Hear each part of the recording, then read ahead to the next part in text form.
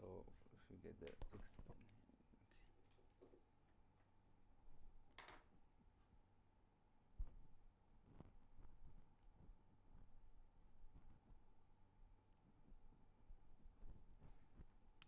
so basically last time or just we did set not working. Why is not working? As always, expand primary, secondary, and fourth. Yeah, that's good. So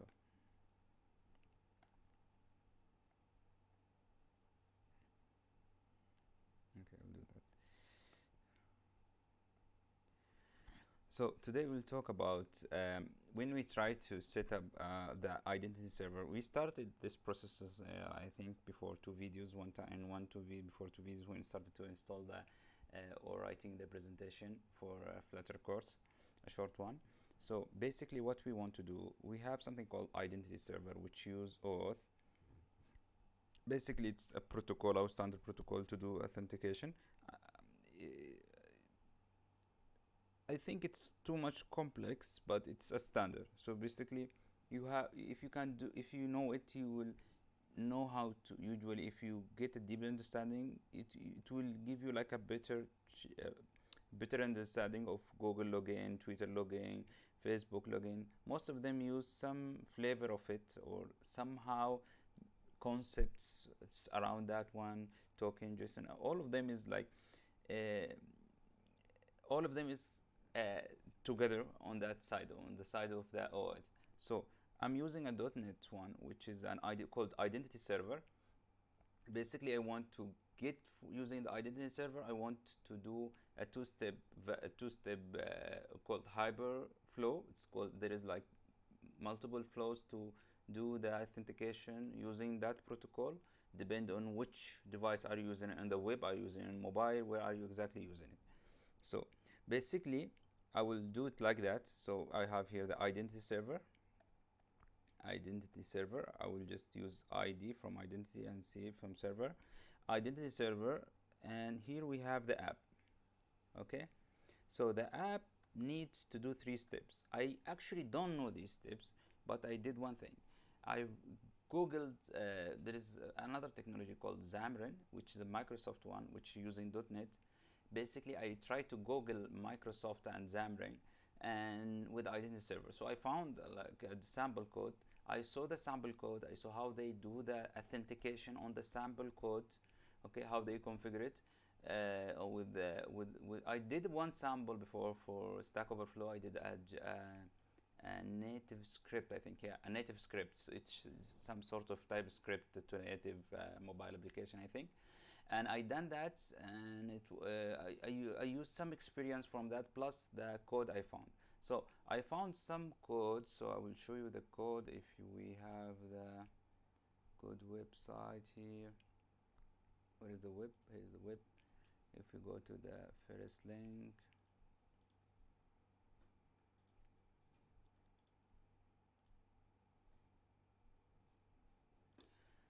so if you go to the first link, they have a sample app here called .NET Architecture on their sample thing.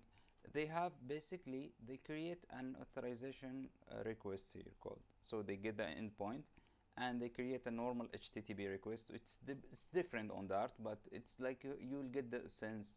So basically, they getting all these parameters. So they are getting all these parameters: client ID, client secret, response type, scope, redirect URL, nouns, and nouns code challenge. You have to understand what use for each of them. You somehow understand. So basically, all of them is reading from like a global setting. Basically, it's a predefined value. It's not you don't have to create this value. You just have to know it, or it will be the same on the server side or on the mobile app and on your identity server. So they have the client ID, the secret ID, the response ID. So I tried to rewrite that on Flutter.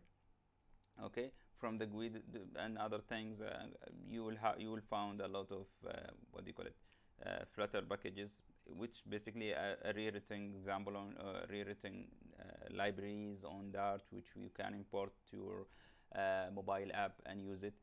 And from that we'll see. So I'll try to follow all of these.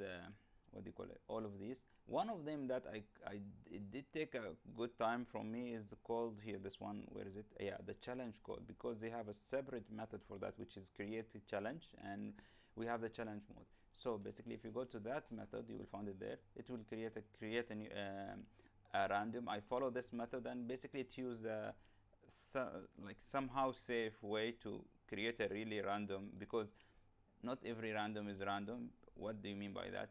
To create a really random value, you have to factor many things, which is like heavy computably. So usually any framework has two methods. One is like fake, which is not fake. It's random, but it's not random in a safe way that no one can guess. So it's random, but not random. Random in a guessable way, or in some way you can recreate. Here that, because you are using that over the web, you will be attacked by many ways. Don't give yourself another factor. Just use a good random library for that. So I did have to search for that on Dart. I found it easily, but to understand how to use it till the time for order the SHA, basically you give it data and it will give you like a string. Okay, that string is unique to this data, and it's known and used in many things. And you have the challenge. So to recreate this and to understand the like why and when, because this is two step. After you get get something called the code. You get the code. After you get the code, from this the first step, you will get something called code.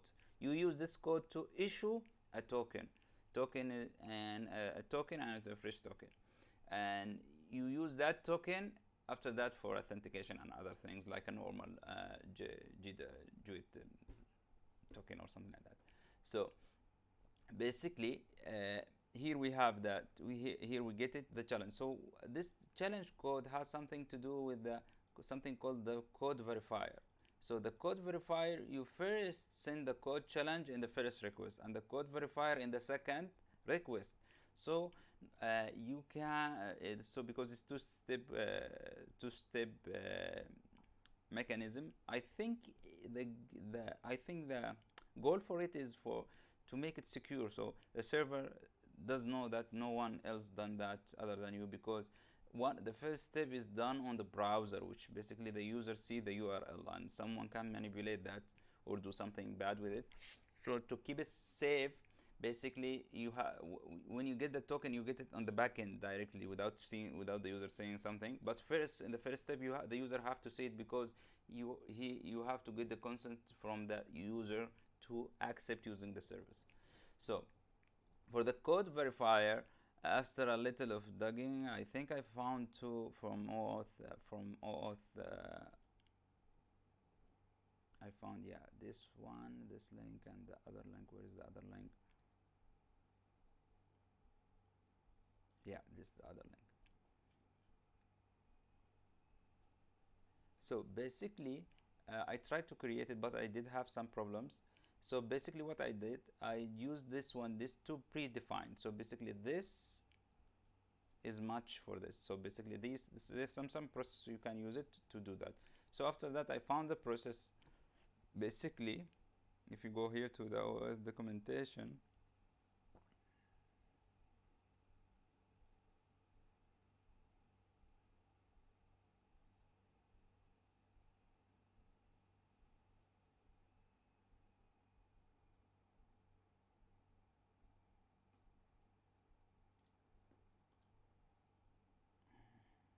I think it was here. Where did I lose that one?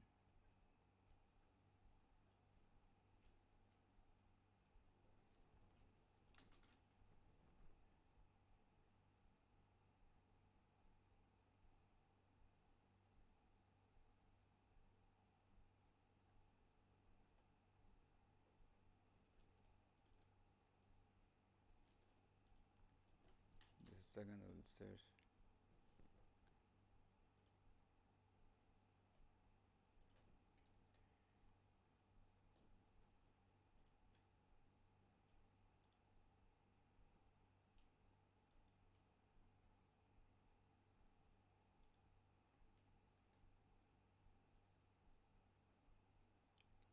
did found this link. Yeah, I think yeah, I found it here in the Oka.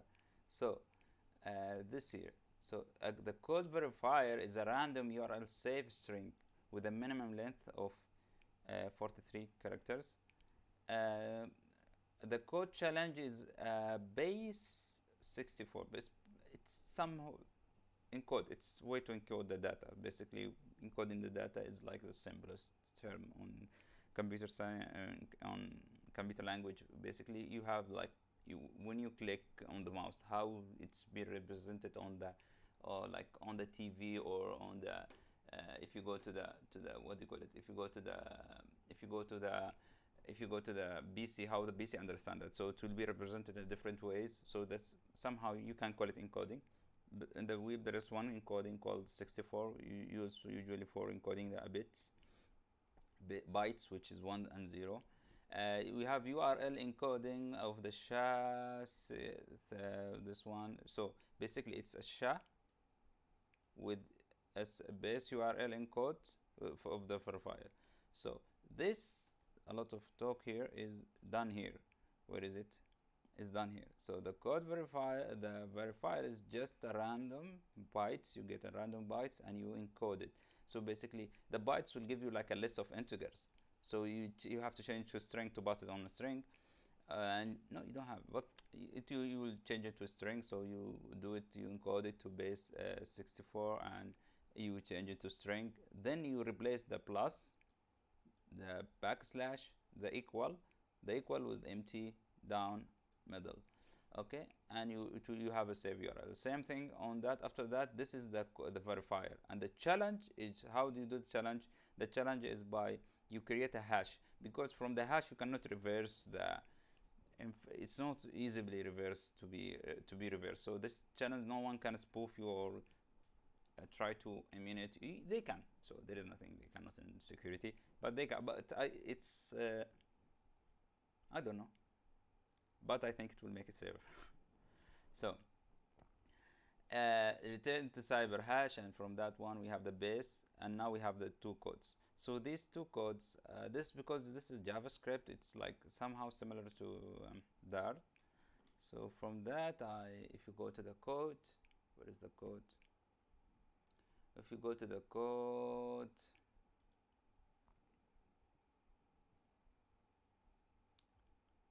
yeah. So on the middle of that, I did wanted to stream it, but I did not have the power to speak too much on that time. There is a lot of step. First I try to use there is multiple tricks to do that. One of them is the first of them is you can use what do you call it? You can use online something called playground. If you search for playground and you hear the language, you will find it, which basically you don't have, it's online or base web compiling. You can try it and play on it to online without opening a new console or something like that, and you tap on the browser to do small codes. From that, using that plus the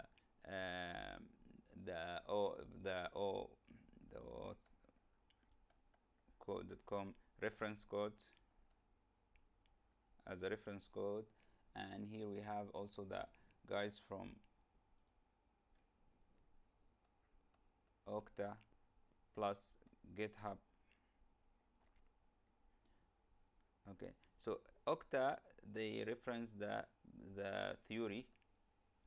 This is like implementation, and here also an implementation in another language. So basically, comparing all of that, I without requiring to reread the detailed infrastructure I want, usually you try to know how to Google and how to read GitHub, how to read the documentation of different. See if someone else done it before you.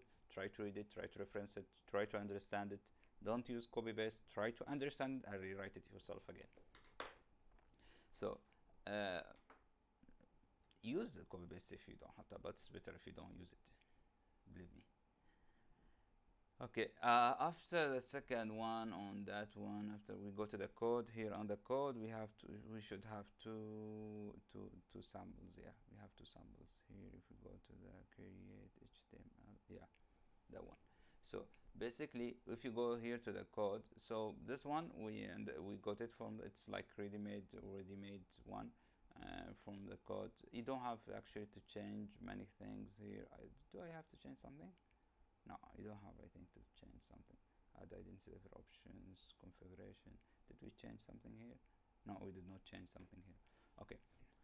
So that one I use it usually for MVC. So the client name is MVC. Leave it as it, no problem. The redirect, yeah, I did change the redirect URL here. So the redirect, yeah, the redirect URLs are here. This one should be changed a little. So I will tell you about the redirect after a little.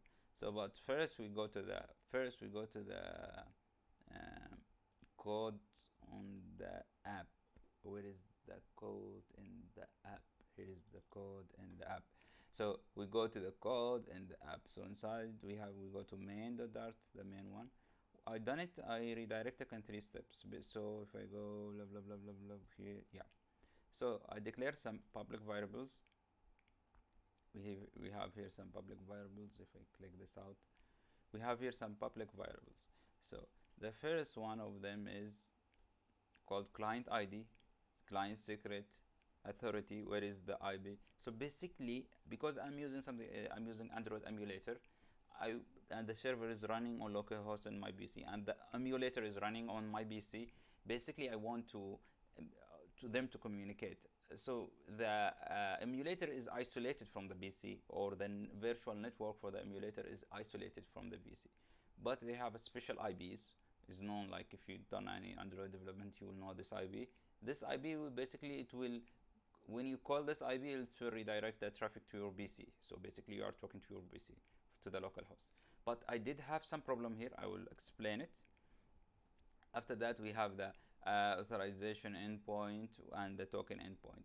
All of these three, the authorization endpoint and the token endpoint, you can find them if you go to your identity server and you go to something called, where is the links? Where is the links?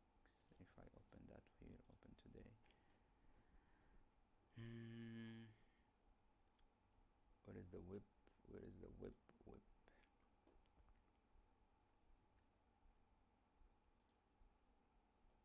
Yeah, if you go to this link, go to the code to expand. Where's the code? Yeah, if you go to this link, your identity server will non open ID configuration. So basically, I think it's a predefined protocol path. And you will get something called discovery document. If I go back to the web, you will get on the discovery document. If I copy this and let's see, public key. The public key is there.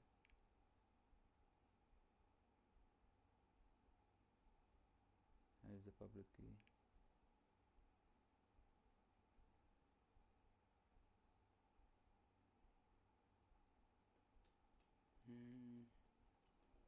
Leave it. Okay.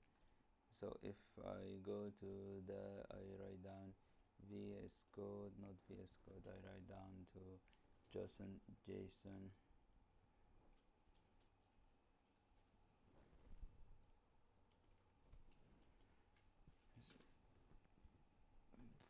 And I paste it here, but try to don't paste if it's not like this. It's not important information, but basically you will get a lot of information. One of them is the authorization endpoint and token endpoint, and you'll get a lot of other information there. So after you go to this link, you will add them to your main. You will add them the information here. All this information. The secret is configured inside the app. It should not be that short. Yeah, it's here. It's the secret. Basically, it's a SHA. SHA 256 of it, and of the secret. So but you have to the server usually stores the SHA of it, not the hash of it, not the actual value, but you provide the actual value. It's like the password thing. You provide the actual value of it, and the server try to hash it, and if it will get the value, it's mean you are at the right one or the secret. So this secret should not, no one should know it other than you.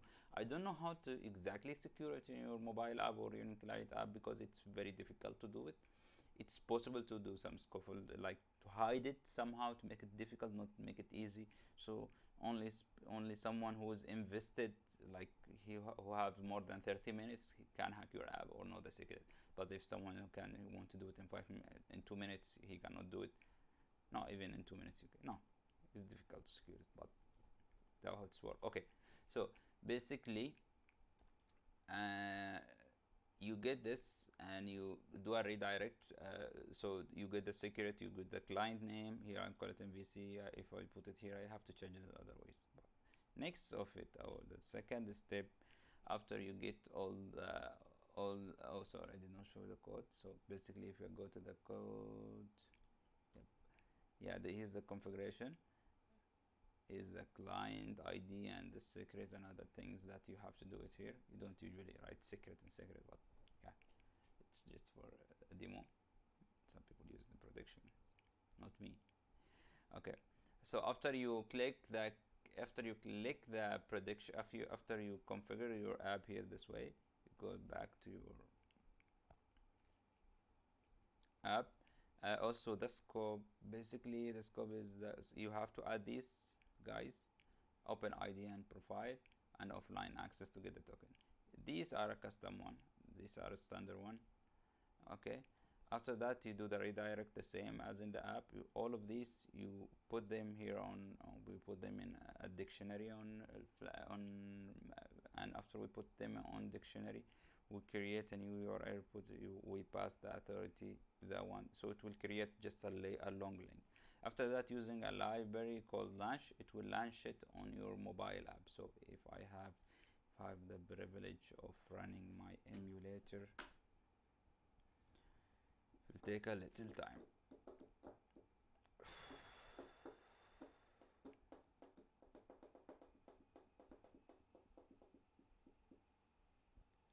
So where is the emulator run?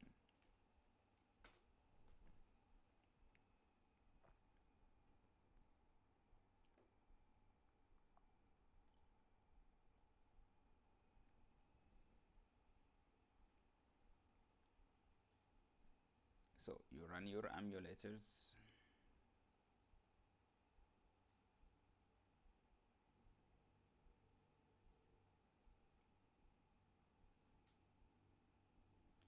Usually the emulator runs more faster than this because it saves the state, but I'm using something called here no snapshot load, so it will discard that one.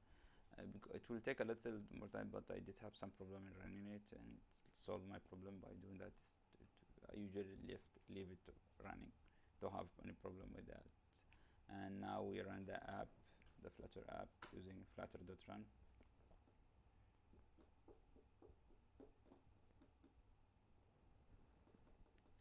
Here's my mobile.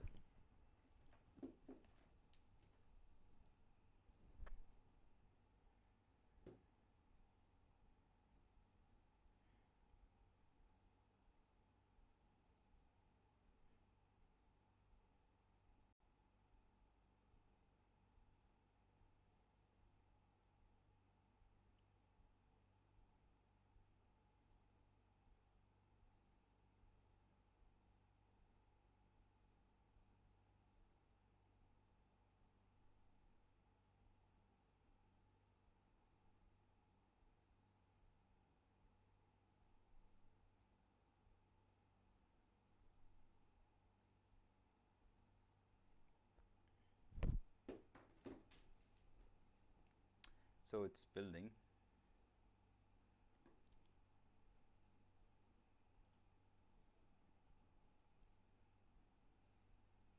So after we build the app and it will connect to that IP, I will explain some short thing. One of them is if you remember here, see this called localhost. On the when the server issue a token, it will include something called the authority or the server that issue it. On the identity server by default, it will automatically infer the name of the issuer from the IP. Did you use localhost to access the server? Did you use the IP? If you remember, this is learning on localhost, but on the mobile we are using the IP, the special IP one. So basically, if you on your yeah, in your MVC app, okay, or in the place where you are configuring this to be the reader of it, if you go back to the,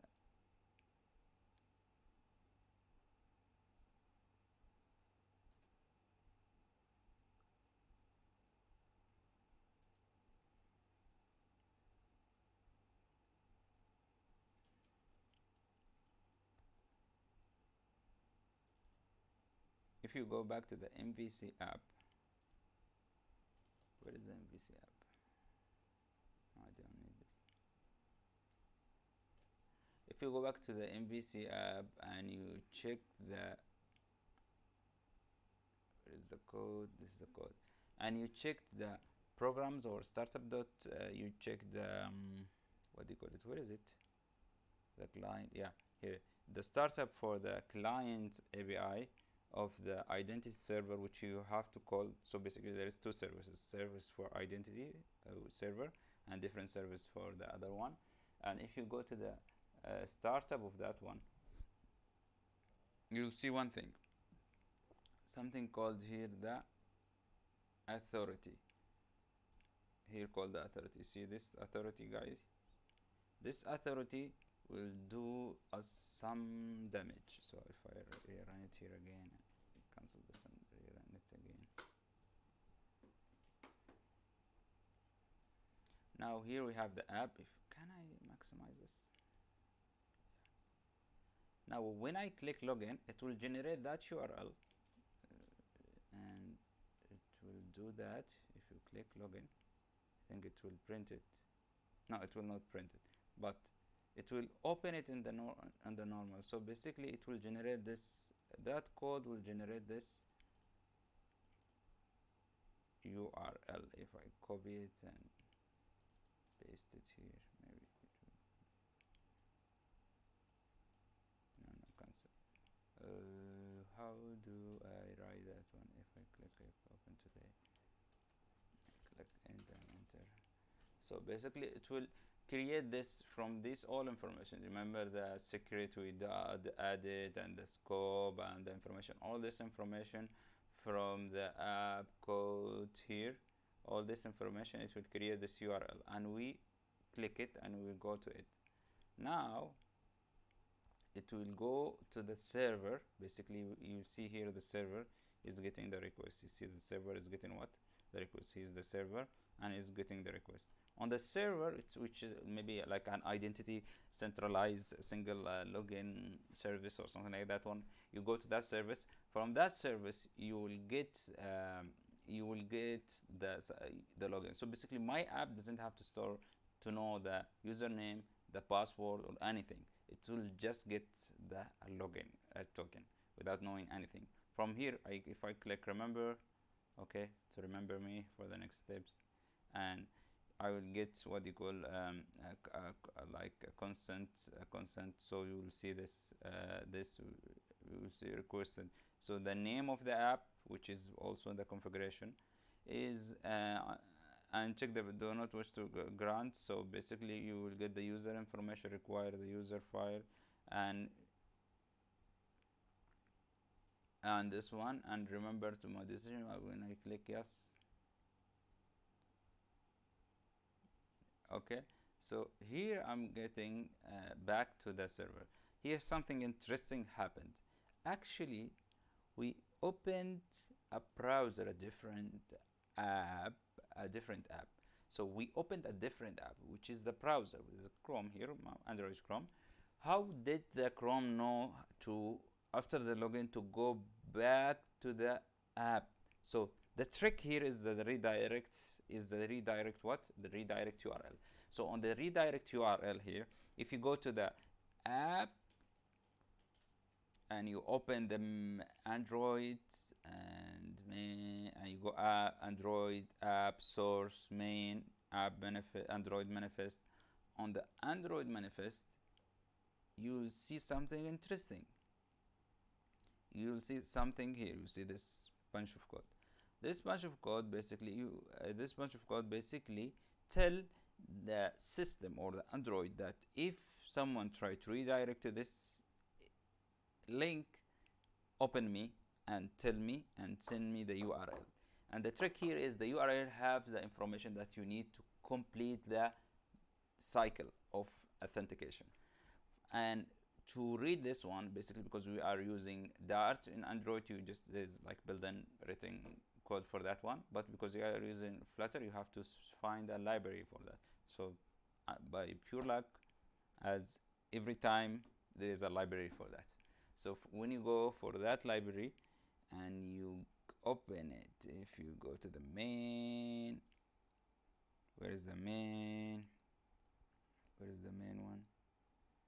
Yeah, if you go to the library, go to the main, you'll see me here call step 3. We launch the URL and we call get token step 2. In the get step 2, with that library, basically we listen to these calls back. When we get the talkback, we pass the URI to the step 3 and we cancel the subscription. So it will not be listening, but because we want to listen one time. Next time when we started, we want to start listening again. So basically because I want to reuse that multiple times. So I did get an error here because each time I did not call sub.cancel for that one after I get the first call. So when each time I click login, by the end of the first method, it will do a new subscription. So it will, next time when someone call, it will be instead of doing step 3 one time, it will do it 2 times, and it will do it with the old variables, which will be invalid. So that's why when I open my identity server and I checking the logs and other thing, I am finding a lot of errors because sometimes I found like 20 tries or 30 tries after reloading because the app is doing a hot reload or something like that. I'm not sure exactly the behavior 100, but I'm getting a lot of errors because each time I'm trying to log in, I will get some. It will be doubling each time. So you have to cancel the subscription. This is something called broadcasts and streams on Dart. You will find it. It's interesting concepts. And from that you get to step 3. On step 3, basically we get an URL. This URL, is it there on the console? Did I log it or not? Yeah, it's there. So basically you will get this long URL here. No, you get this. I don't find the URL, but I will show you in the IO. This interesting thing when you are opening, you have to watch the identity server. So it's very clean logging. It will log other things because you are in developer mode. I'm not sure if exactly if you do that in the production because it's not good, but yeah, I think it will not do it. So basically here on the code, if I make it a little bigger,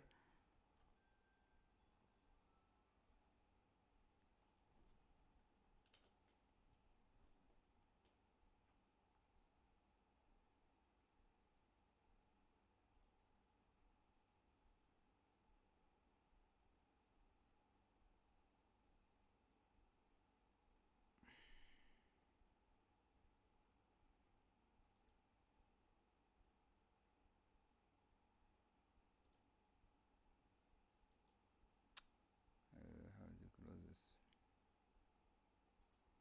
Oh, I close it fine. I collect Windows and other thing to open the link.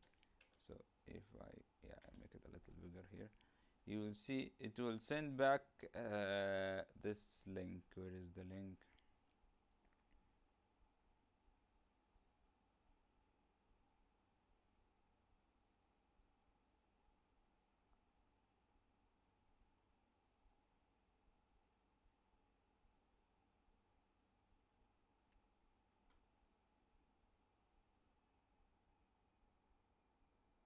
So basically it will redirect to the link that I satisfied, which that will trigger that one. I will get the information. I did want to show you the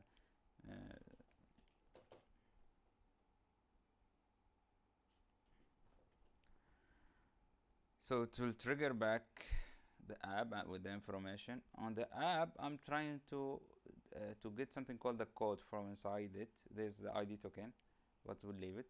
From that, I will get the code. From the code, I will do something. From the code now, all of that is a background. I will get the code and use this code to issue what they call it uh, the to issue the real token that I will a refresh token that I will use it in the future. So from here, if you go, so I'm getting the parts. I'm just using normal split. I split it from here and split it again. From there, I'm getting where is the part start with this one and single starting with code. I will get to replace it. So I'm getting a code. I'm using this code in the next step. This time, you pass the code and you pass the code verifier. So the first time we pass the challenge, here we pass the code verifier. So the server will match it and see if it's we are the same request and we know each other and it's right, and you send it and give you the body. In the body you will just get that access token. Now in this one I'm calling the other service, secure called here is calling the other service using this barrier one, and I put the access token. I'm calling it, I'm getting some data. So if you go back to the app, when I click yes, again I will click login,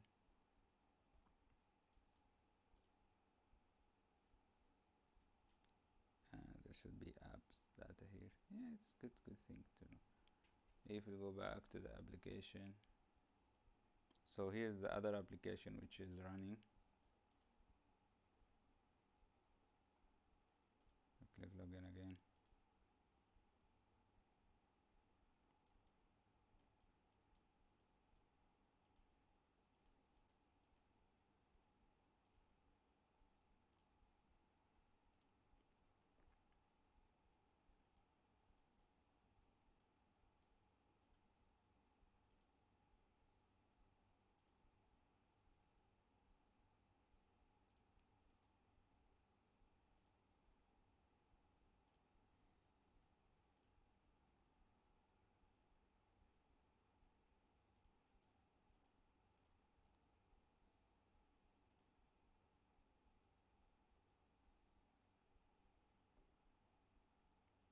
See, here is the problem.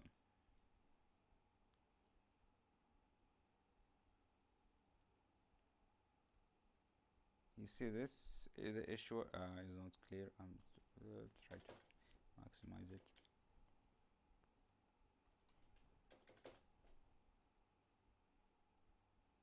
So here, if you see, this is the service is doing something, it's saying something here. I'm trying to call this one secure, which is secure. It's getting some errors here, okay? And the error says, yeah, here is the error. Was not handler here. We have an error. I don't see the what's all error. Okay, that's not a big deal. So I'm here. I'm getting the request. Here the issuer validate, and this the stack of it. You see, issuer validation failed. Issuer is this one did not match the verification null or parameter verified or the validation parameter issuer. So basically I'm getting the information, or I'm getting, because I'm calling the server from a different IP and the server dynamically infer the name of the issuer from that side. I'm calling it on the code, basically in your client that use the identity server. So there is three parts: your mobile app, which is a third party, and your client, which like a different app, and which your server, which has the identity and other things. So when you call them, if I continue, if I finish my drawing, so here we have your app and you have here your API. So basically your your app call identity server, give it the token. So this is what we saw. Now I'm calling the API to get the information. The problem is the API should, you know, the API is a different app. How I link it here? How do they link here? I'm doing it with something called the issuer, and it will go to the issuer and go to that public information document that we saw before on the well-known document slash, and get some information of them. One of them is the public key of the issuer and the name of him. I'll try to matching between them. So we'll try to match between this, the information, and this. Because the service using a different here, the issuer URL is predefined, and the server here is doing what? The server is trying to do it by inferring the calling IP, which is using here 10.222, and here it's predefined as local host something. Even if you use HTTP and HTTPS, it will like be. I will show you because I tried to use it before. On the back of a proxy server or next-gen proxy server. So after we get the information here, so how do we solve this? There's two ways, I think. One of them is you go to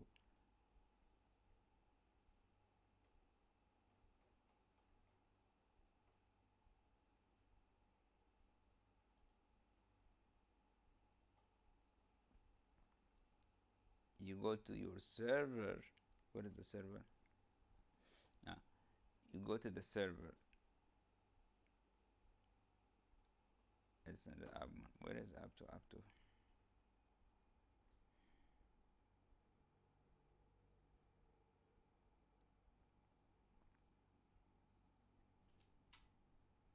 You go to the server and what? And let me remember.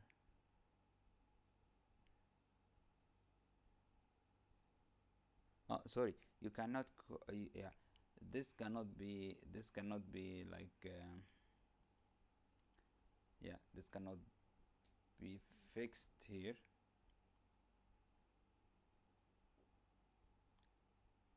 The problem is that this API is trying to call the server over a different network, and this is a different network.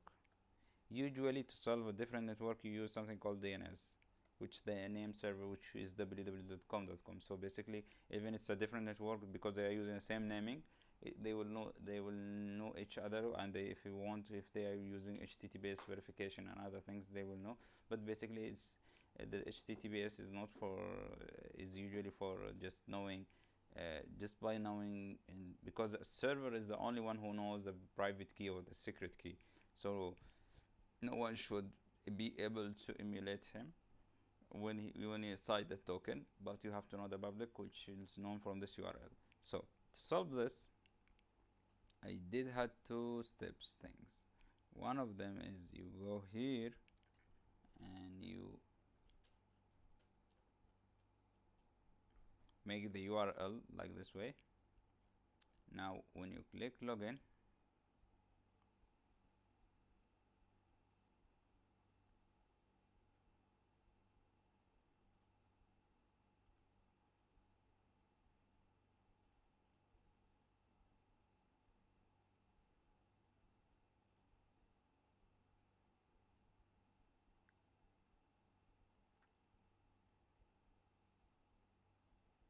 no, I'll do rerun.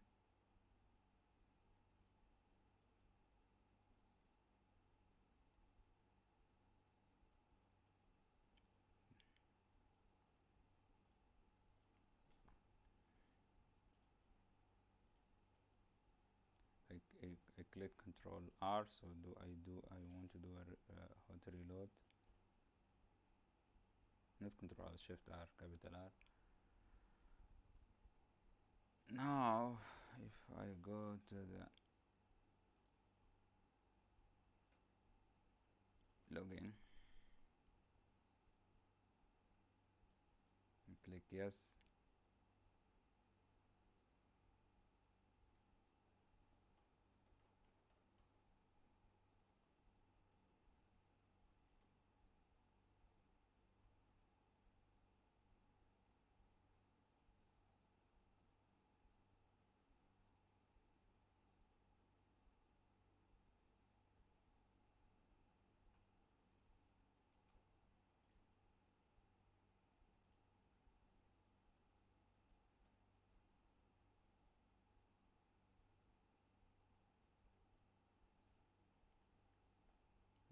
problem of it is usually is the how did I solve it? Oh no. I'll try the null one.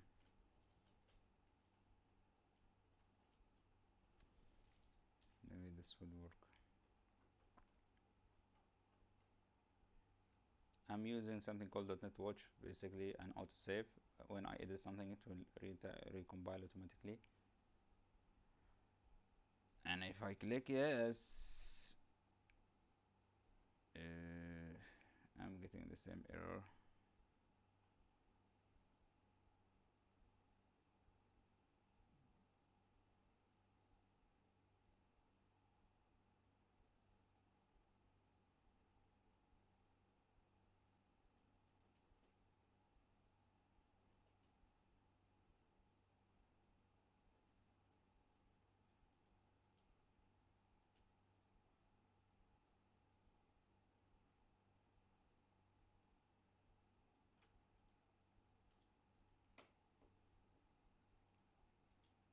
I think I have to try this here.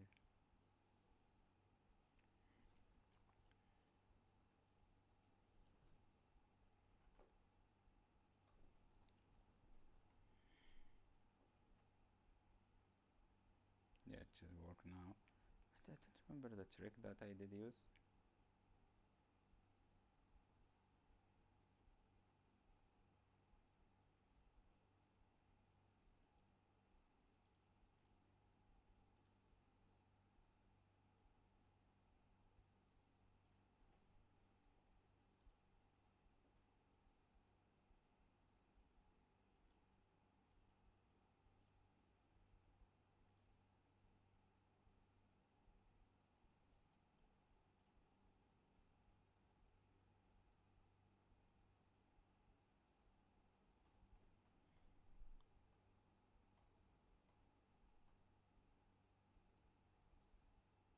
Using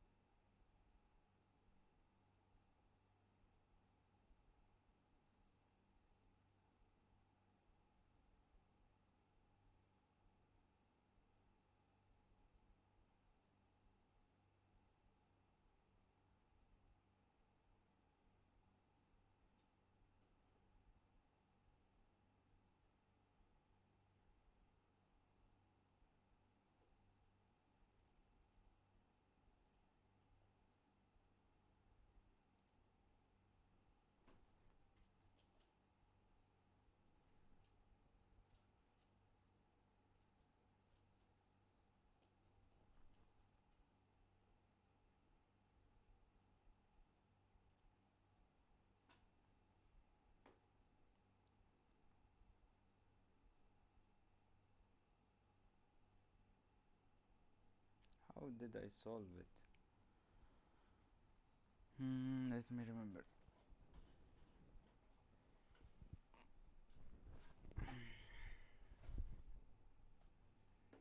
So do a login here, do a logout, yes logout, go back and close it, all of them. Go back to the app, click login.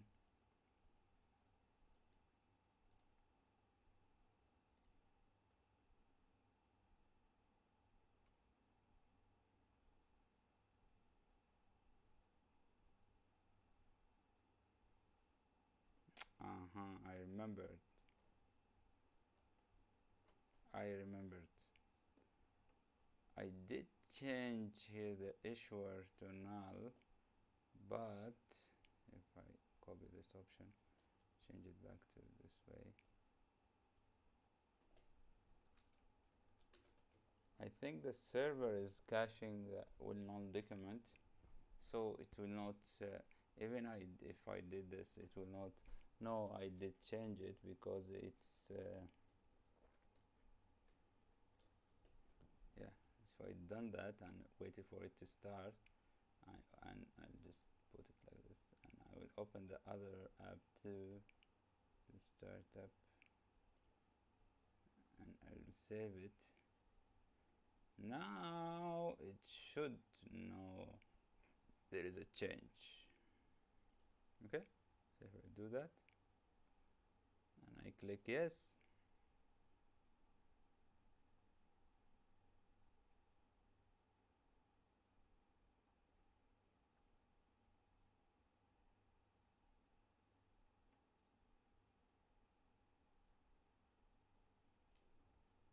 if I open the well known again, so now, so the same thing again, I will do it.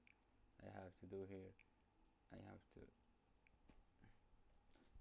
do a control sash, try the null one, I remember, maybe the null one.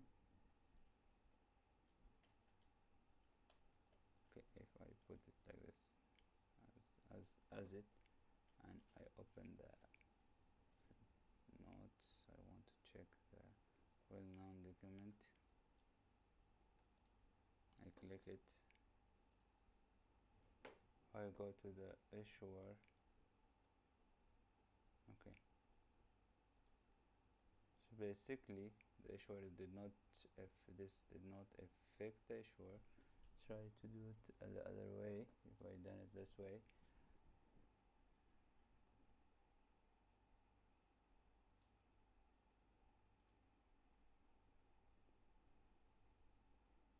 okay, it will do the same thing.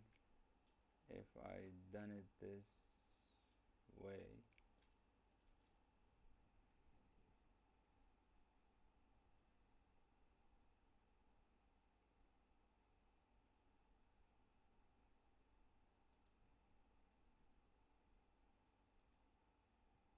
yeah, it did change the issuer. Now if I go back to the save to restart the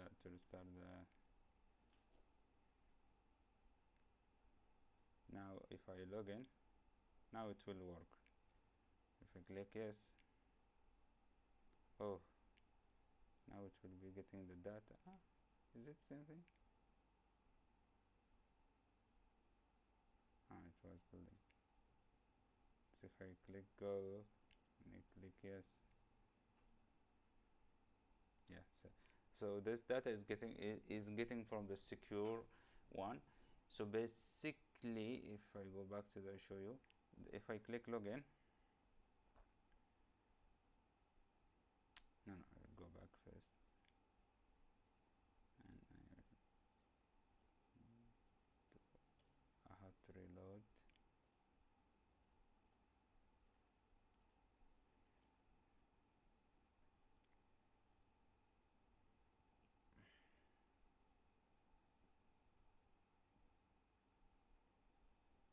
So now if I click login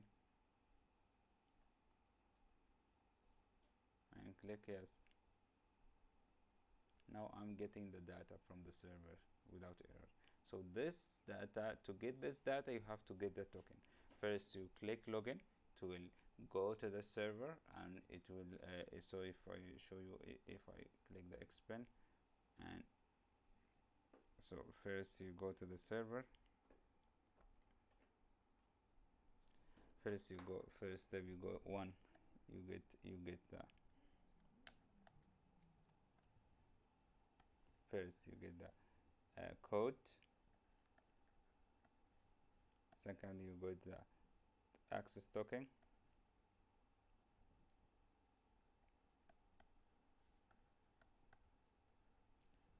three you call the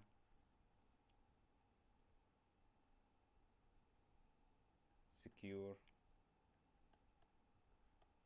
API. So for that we use this scenario with three apps. One for an identity server app. We call it identity server, but it actually is, when you call server, we don't mean like an actual server. It's actually the footprint of it is not that big. It's like a normal app. It's basically a library which will use a normal website and will convert it to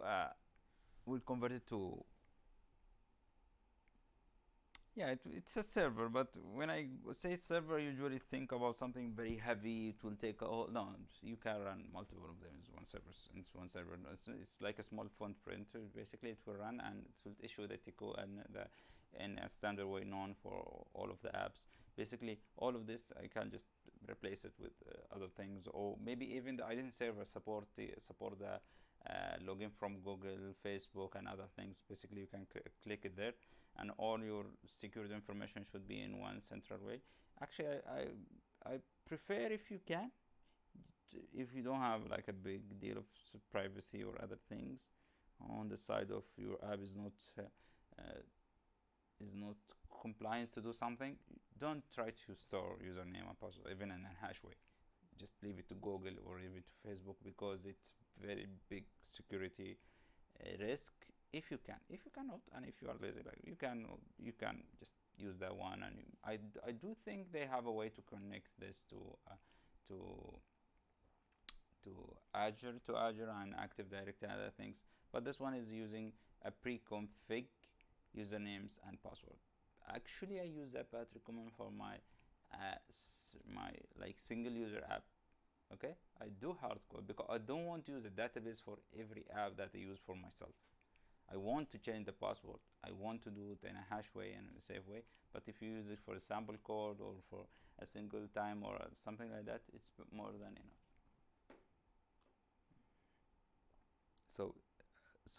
So the trick now for the issuer ID. So this we did have two tricks. One we did know two things. I think mainly the challenge code. The second thing is the issuer has to be the same on the identity server and the API. Maybe third, the discovery. My phone, the discovery. Okay, no problem. It's the document is cached. So you have to restart the API server also for it to pick up that change on identity server, public IP, or other things. So this is basically for the secure API. I will do another show. Try to do another episode also about writing an API and how to write an API and how to transfer that back to how to read that API securely from your Flutter app. Okay, I will after that we'll change the login screen and other things. Have a good day.